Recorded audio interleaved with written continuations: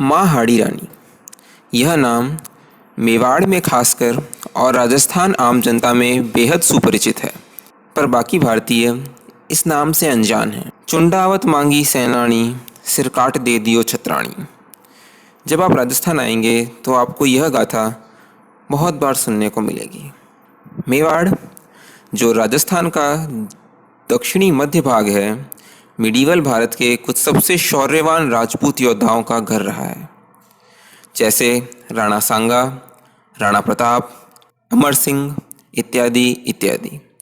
पर यह सिर्फ पुरुषों तक ही सीमित नहीं है।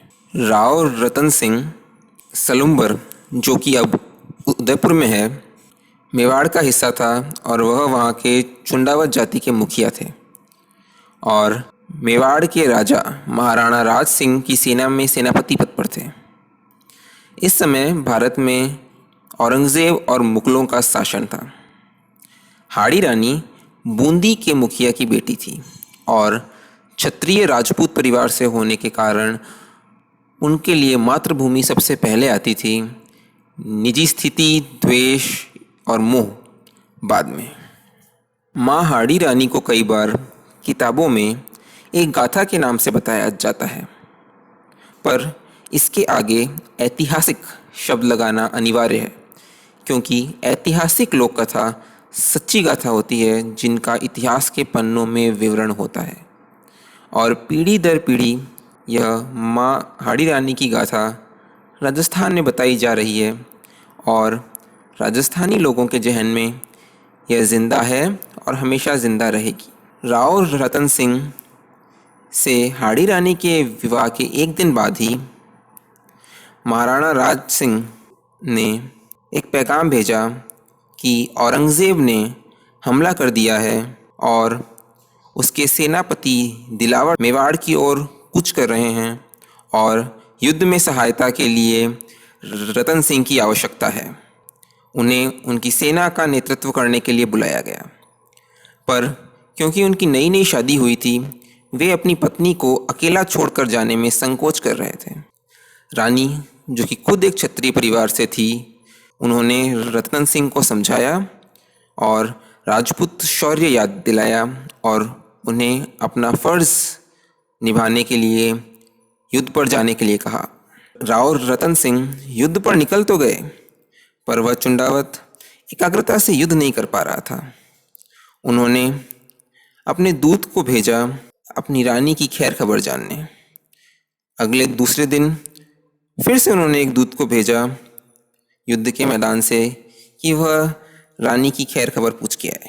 तीसरे दिन भी रतन सिंह से रहा नहीं गया और उन्होंने अपने दूत को भेजकर इस बार रानी की एक निशानी लेके आने के लिए कहा। रानी जान गई थी कि रतन सिंह का युद्ध में ध्यान नहीं लग रहा है, वह पूरी एकाग्रता से युद्ध नहीं कर पा रहे हैं और वह हार सकते हैं, क्योंकि उन्हें रानी से अलग होने की चिंता खाए जा रही थी।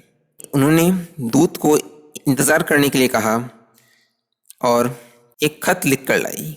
उस खत में लिखा था, प्रिय, मैं तुम्हें अपनी अंतिम निशानी भेज रही हूँ। तुम्हारे मोह के सभी बंधन काट रही हूँ।